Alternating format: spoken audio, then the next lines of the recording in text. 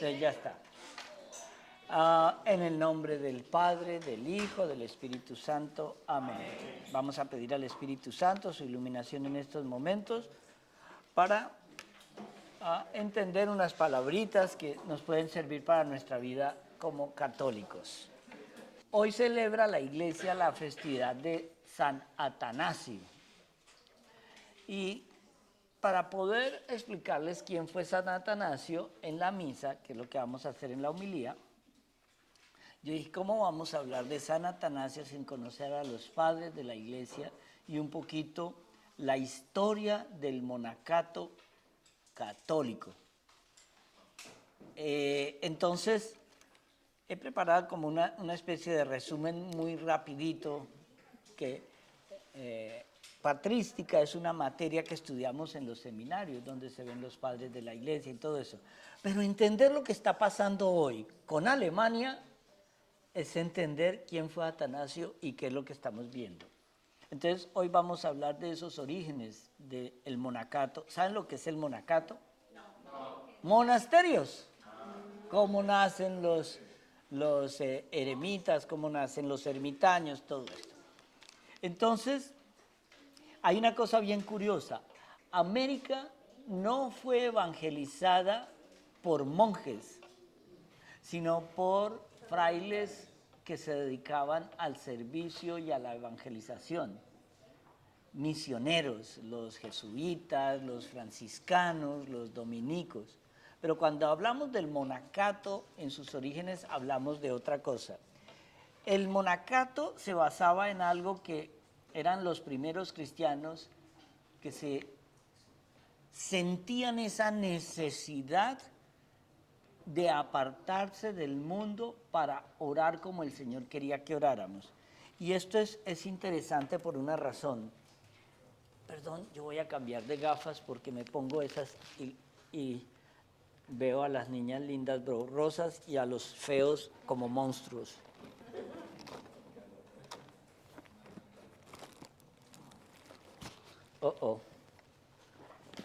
Tendré que seguirlos viendo como monstruos. No, es que son bifocales. Entonces, el principio de ese monacato, ellos estaban buscando la castidad, la pobreza y la obediencia. Pero esto va a evolucionar. ¿Cómo? Es curioso que la gente cuando hable de vida monástica piense en los monjes, pero el monacato femenino nació a la par del monacato masculino. De hecho, ¿ustedes saben quién fue la primera ermitaña que existió? No. María Magdalena. Sí, sí. Porque ella, después de la muerte de nuestro Señor Jesucristo, ella emigra al sur de Francia y se refugia durante unos 30 años a vivir sola en una cueva.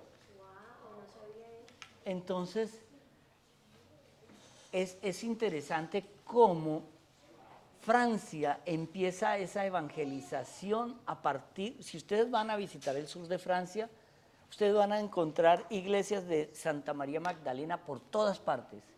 Siempre vamos a ver María Magdalena, María Magdalena. Y ella es de hecho como la primera monja que existió, la primera ermitaña, porque se aísla en esa cueva. Se aísla en esa cueva y ella empieza a vivir esa vida de oración, de oración. Pero aquí vamos a empezar a definir cosas como,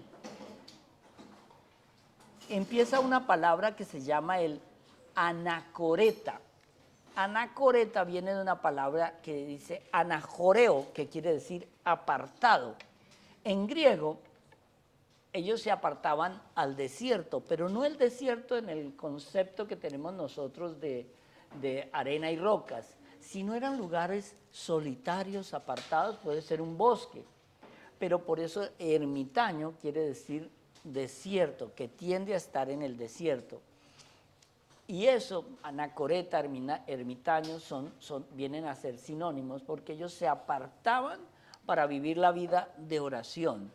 dice San Pablo de Tebas o San Pablo el ermitaño, fue de los primeros que decidieron irse a vivir apartados de todo. Y dice la tradición que a él lo alimentaba un cuervo que le llevaba un pedazo de pan todos los días.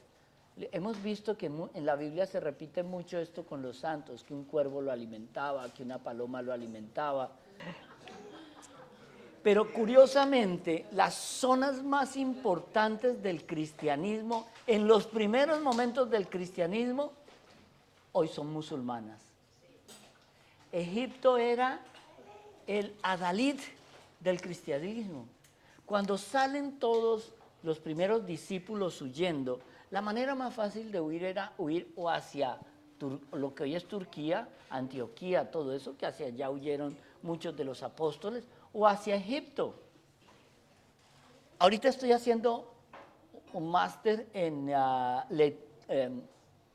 idiomas egipcios, sobre todo lo que tiene que ver con jeroglíficos egipcios. Pero curiosamente, dentro de esos jeroglíficos egipcios, a lo largo de los cientos y miles de años, ha habido varios lenguajes. El lenguaje del cristianismo, de la época del cristianismo, era el copto. Por eso muchos de los evangelios apócrifos que se encontraron en el delta del Nilo van a ser escritos en copto. El protoevangelio de Santiago, el protoevangelio de Tomás, el famoso evangelio de María Magdalena, se encontraron datan de los años 300, 400, pero son muy posteriores durante la vida de Cristo, pero van a ser escritos en copto. De hecho, cuando ustedes están... ¿Qué es apócrifo? Que fueron encontrados después, pero no fueron incluidos en la Biblia. Entonces, muchos de ellos no tienen autor conocido. Entonces, se dice que fue Tomás, pero no hay una comprobación, por lo que son libros del año 300. Es difícil que lo haya escrito Tomás el apóstol. Entonces, ahí es cuando aparece otro eremita que va a ser San Antonio de Egipto, cuya biografía está escrita por quien celebramos hoy, San Atanasio. Pero mire lo interesante,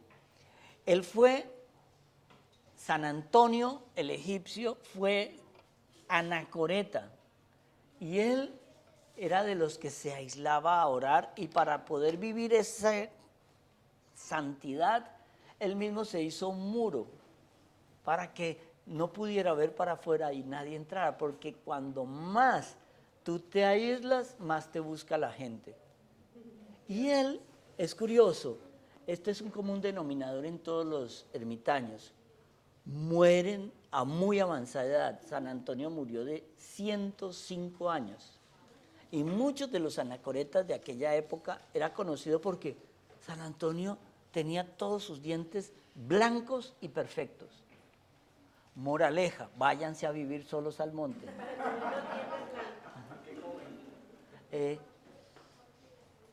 Se decía que ellos buscaban su propio sustento, pero algunos dicen que habían pájaros, cuervos que les llevaban pan todos los días.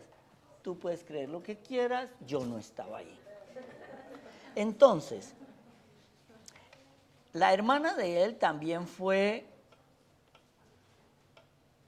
ermitaña, pero ella se dedicó a vivir en una casita, y a esta casita la llamaban de las vírgenes consagradas. Todavía no habían nacido los monasterios en el concepto que hoy los tenemos.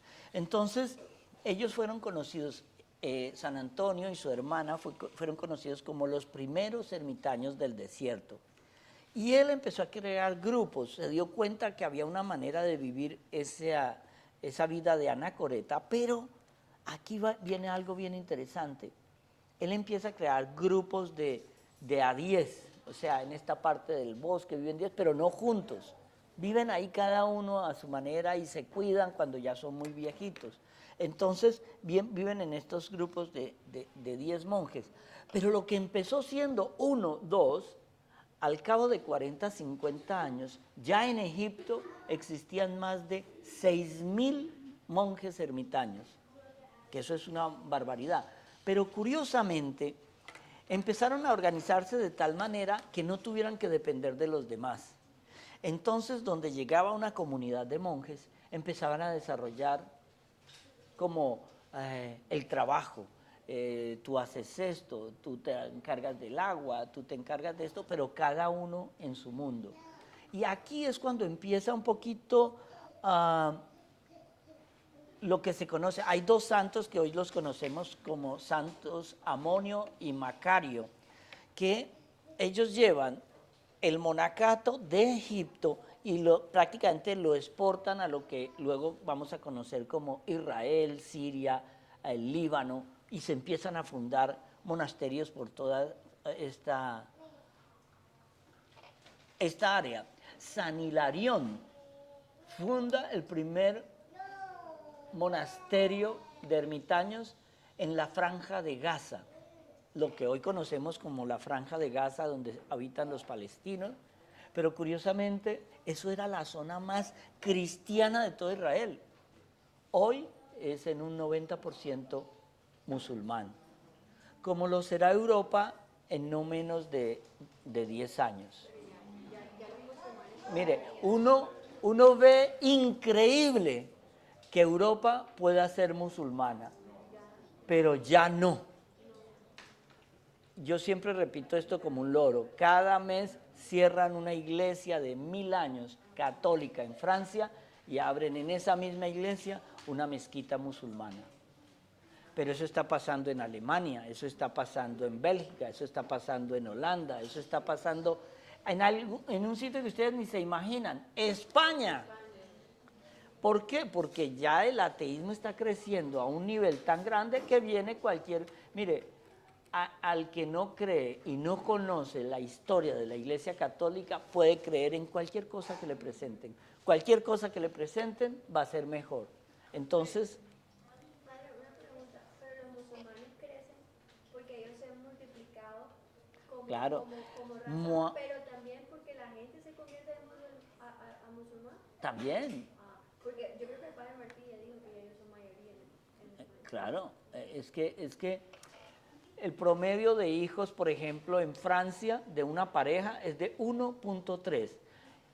Una pareja francesa laica o cristiana. ¿Por qué? Porque prefieren tener un perro y 2 gatos y no un hijo. Y el promedio de hijos de una pareja musulmana es de 7.8 hijos por pareja. Muammar Gaddafi, el líder libio que murió asesinado por sus propios partidarios, decía que en el año 80 decía, conquistaremos Europa sin disparar un solo tiro, solo con nuestros hijos. ¿Qué está pasando? Es exactamente eso. Bueno, aquí viene un problema y es cómo vivían estos anacoretas o ermitaños. San Teodoreto de Silos empieza a escribir cómo veía y decía, había unos monjes que se llamaban los monjes estilitas. ¿Por qué? Porque les daba la gana de vivir en una columna a 20 metros de altura.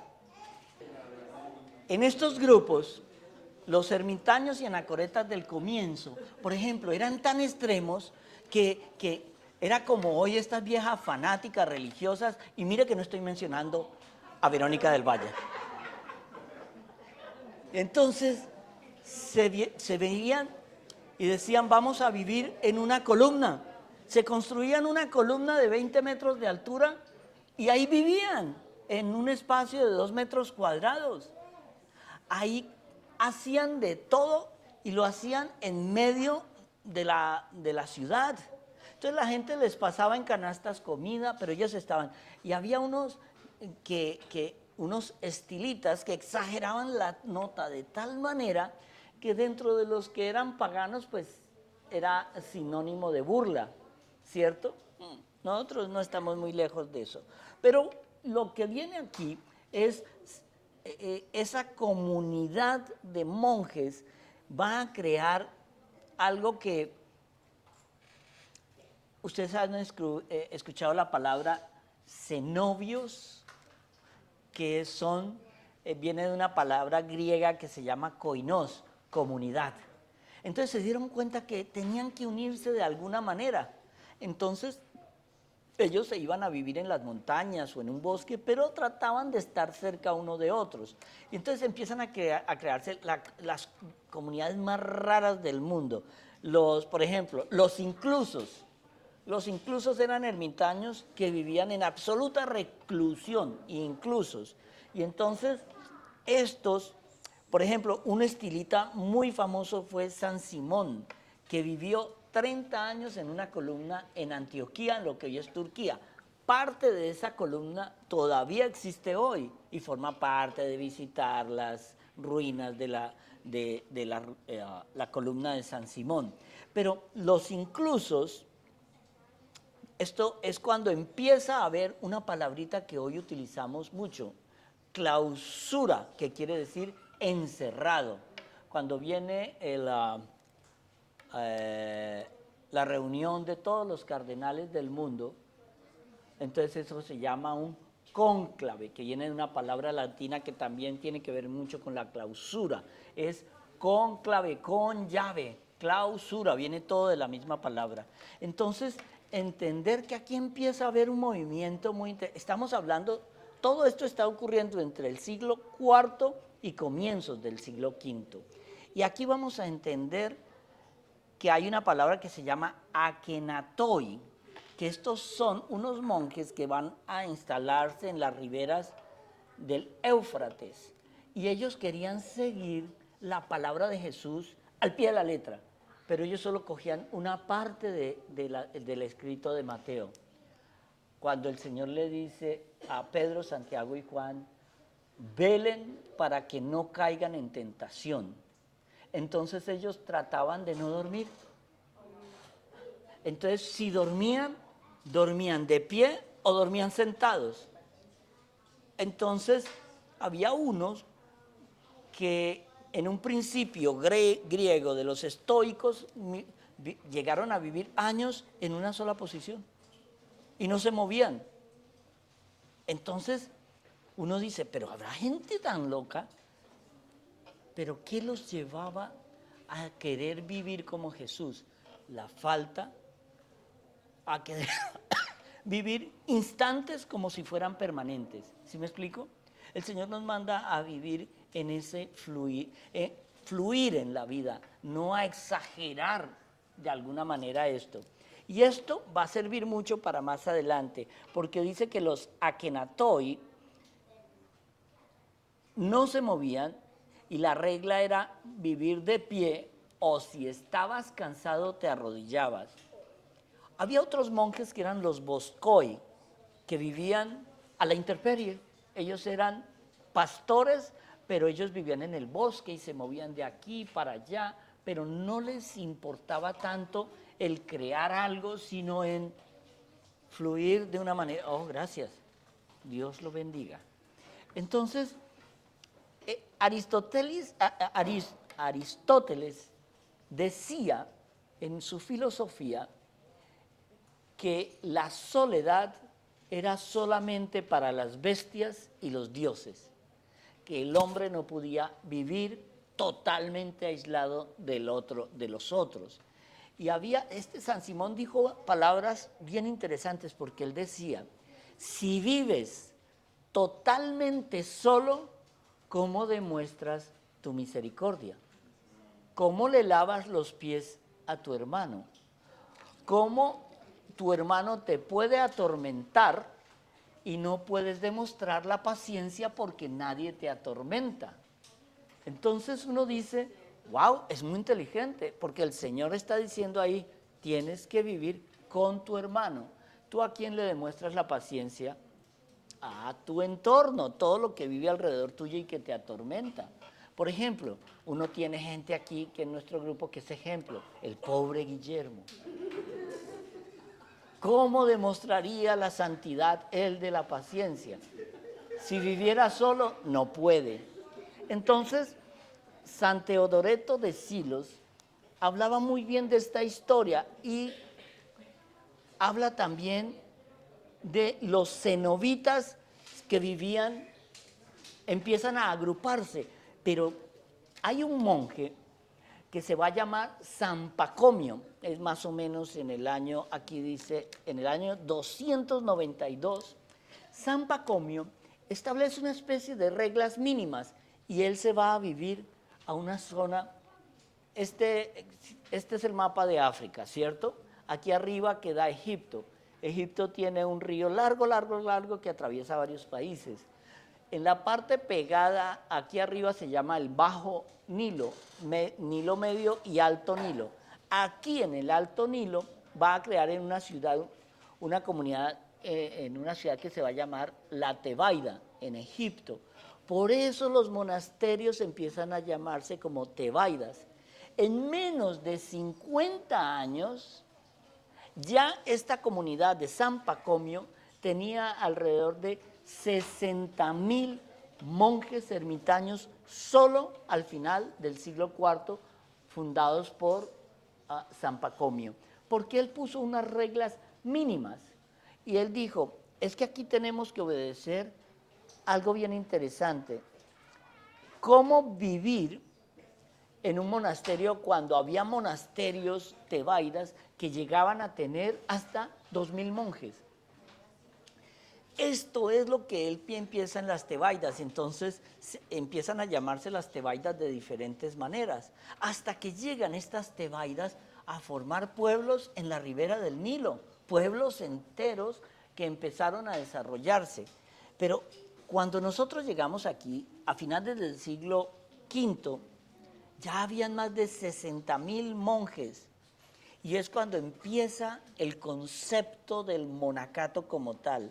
Y en Capadocia, que hoy es en Turquía, San Basilio Magno reorganiza todos los monjes con la regla de San Gregorio Nacianceno y corrige los excesos que cometían en autoflagelarse y los excesos de unos monjes muy exagerados.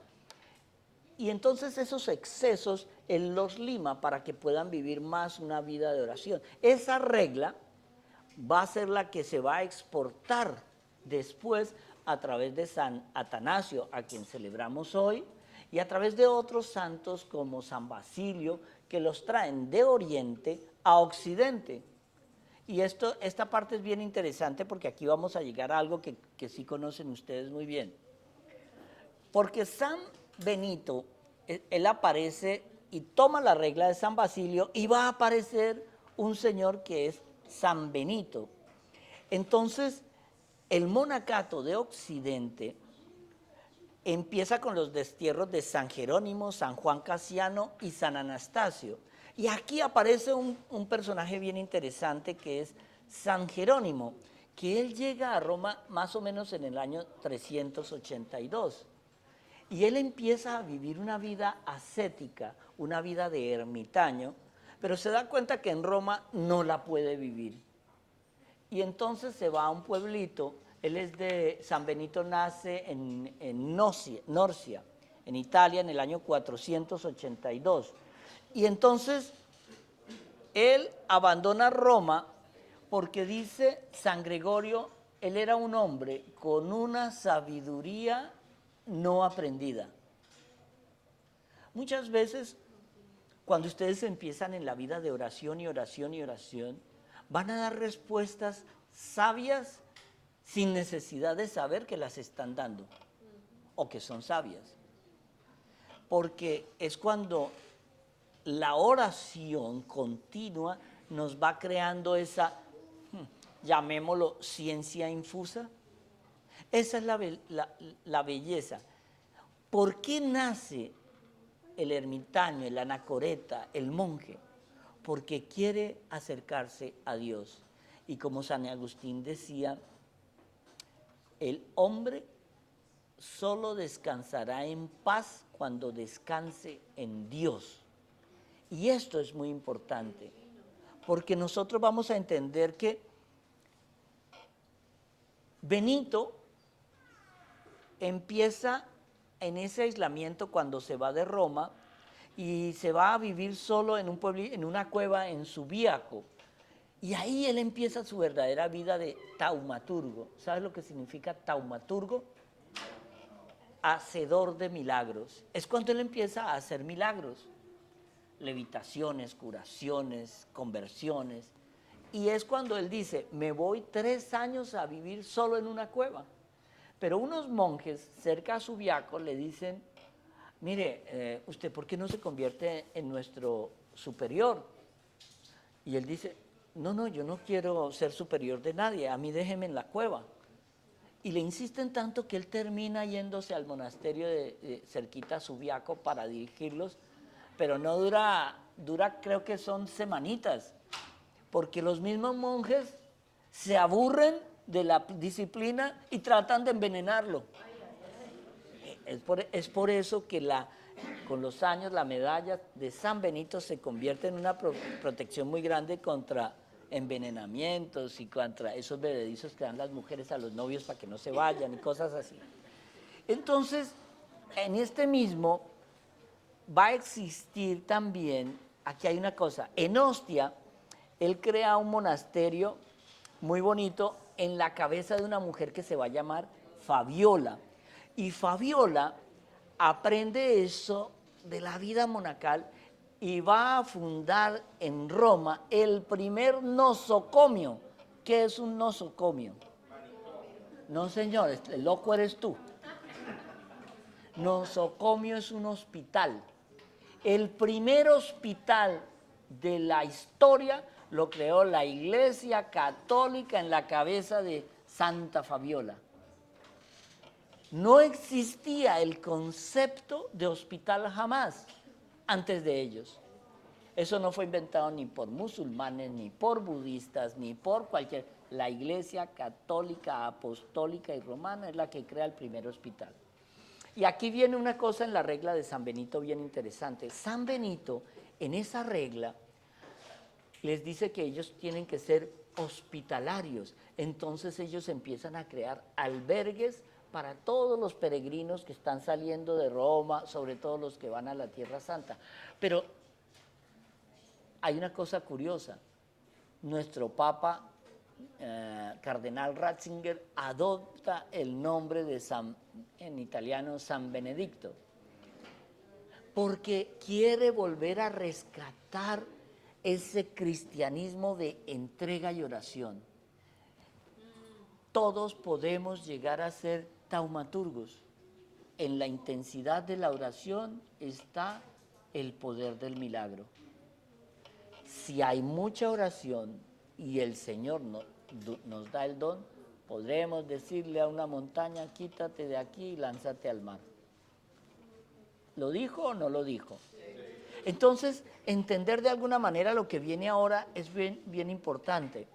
El primer monasterio de San Jerónimo se rige por la regla de Oriente. Pero ¿quién fue San Jerónimo?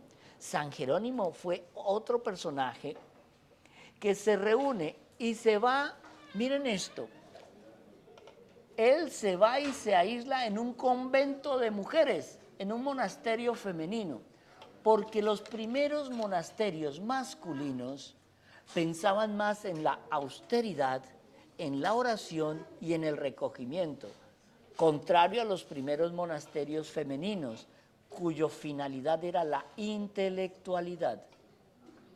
De hecho, cuando San Jerónimo se aísla en un monasterio a escribir, es en un monasterio femenino, porque ahí había una que se llamaba Santa Paula, Santa Paula se va con él a Jerusalén, y cuando se aíslan, Santa Paula aprende el hebreo con tal facilidad que los mismos hebreos quedan asombrados por su acento.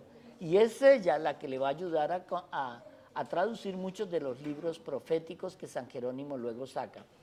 San Jerónimo coge los textos más antiguos que se conocían, como son los textos en hebreo de la Torá y el Talmud, lo que conocemos hoy como el Antiguo Testamento, y coge los textos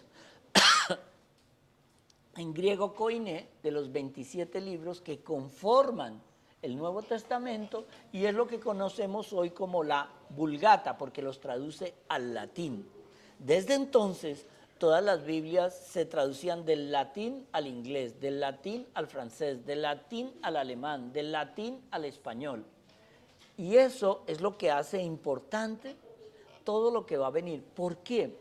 Porque San Benito es aquel que crea escuelas de oración. La regla de San Benito se basa en 3 principios. Ora et labora. Pero ¿cómo son los 3 principios? 8 horas para dormir, 8 horas para orar y 8 horas para trabajar. Entonces, en la medida en que van creciendo los monasterios en Europa, ellos buscaban hacer un monasterio en los sitios apartados, inhóspitos, pero ahí muchas de las ciudades milenarias de Europa nacieron a raíz de un monasterio benedictino. Entonces, estos monasterios van a evolucionar alrededor de toda Europa. Por ejemplo, empiezan a crear grandes cultivos. Los monjes benedictinos, por ejemplo, ¿has oído los cantos benedictinos? ¿Por qué? Porque empiezan a acumular esa sabiduría. Y han oído también que muchas veces, muchas veces alrededor de ellos los primeros y mejores agricultores de Europa en la Edad Media fueron los monjes benedictinos. Son los monjes benedictinos quienes inventan un líquido fabuloso que se va a llamar la cerveza. Son los monjes benedictinos. Ustedes conocen una champaña que es muy famosa, Dom Periñón. Monjes benedictinos. ¿Quiénes fueron los primeros que cultivaron y desarrollaron los diferentes vinos? Monjes benedictinos. Es que yo me voy a hacer benedictino.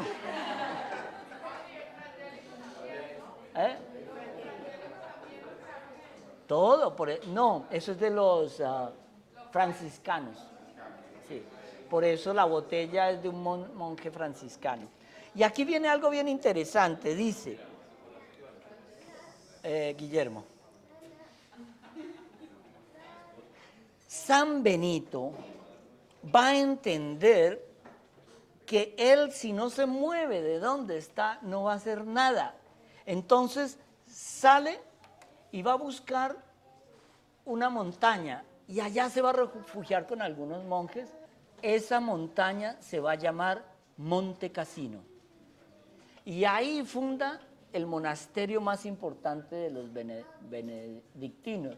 Él va a tener una hermana gemela, Santa Escolástica, que va a fundar el monasterio de las benedictinas. De hecho, ahora que fuimos allá a Monte Cassino, encontramos la tumba de San Benito y Santa Escolástica. Pero durante la Segunda Guerra Mundial, hubo un monje que se dio cuenta que como los alemanes se habían refugiado alrededor de Monte Cassino, los americanos iban a destruir ese monasterio que llevaba miles de años. De hecho, este monje, que era cuasi arquitecto, hace unos planos casi piedra por piedra de cómo era el monasterio de Monte Cassino. Hacia el final de la Segunda Guerra Mundial, sobre 1944-45, prácticamente los bombardeos acaban con el monasterio de Monte Cassino y solo va a quedar intacta, que lo vimos allá, la tumba, la estatua de San Benito, que es mucho más antigua. De resto el monasterio es arrasado, pero no se destruyó. Creo que Airán tiene fotos de eso. Y una cosa bien interesante, los americanos con el complejo de culpa van a reconstruir tal cual, basado en los planos que hizo este monje, y hoy por hoy el monasterio es, obviamente, todo moderno, pero con la misma estructura que tenía desde Eso es como a unos cientos de kilómetros, a unos 100 kilómetros de Roma. Sí. Entonces, entender que nosotros estamos viviendo ahora consecuencias de eso hace ver que estos monjes benedictinos, luego va a venir algo, viene una reforma, porque sentían como una camisa de fuerza los monjes muy fuerte. La regla benedictina es muy fuerte. Entonces van a venir un movimiento que va a llamar los cistercienses. Y un mayor representante de los cistercienses alrededor de los siglos X-XI es San Bernardo de Clarabox, que van a jugar un papel muy importante estos monjes y estas ondes, estas como órdenes mendicantes con los franciscanos en lo que se va a conocer como las cruzadas. ¿Les suenan lo de las cruzadas? Sí, ellos tienen una reforma que es la misma regla de San Benito, pero suavizada, no tan extrema. Y luego van a evolucionar en muchas órdenes más. Fue tan grande la afluencia que se llegaron a fundar en menos de 100 años más de 300 monasterios a través de toda Europa. Monasterios que llegaban a tener hasta 7.000 monjes. 7.000 monjes. Y eso es lo que va a desarrollar que a partir de ahí, donde se pusiera un monasterio, nacía una ciudad. San Bernardo de Clarabox no se llama de Clarabox porque existiera la ciudad antes de ellos, no, sino que a partir de ellos nace una ciudad. Entonces, es a partir de esa explosión, porque era la disciplina, eran muy, muy disciplinados. El hora et labora hacía que el mejor organista del mundo tuviera manos de agricultor, porque era importante. Tú podías tener un talento, pero tenías que trabajar en el campo, tenías que cultivar. Y el superior de los benedictinos tenía que ir a trabajar en el campo también, porque ellos tenían viñedos, tenían hatos ganaderos. Y eso conlleva a que desarrollaron muchas órdenes. Vamos a continuar con quizá la próxima clase, porque ya tenemos el tiempo contado, pero lo que quiero es que entiendan en la homilía de hoy dónde aparece San Atanasio, porque es muy lindo entender que hoy estamos viviendo las consecuencias de una persona que se dedicó a servir al Señor con la doctrina de Jesús y no con la doctrina de los hombres. Vamos a agradecerle al Señor por este momento. Le pedimos que podamos entender con mayor amor la historia de su iglesia y que podamos entender también, cuando leemos la Biblia, cuál es su mensaje. La bendición de Dios Todopoderoso, Padre, Hijo y Espíritu Santo. Amén.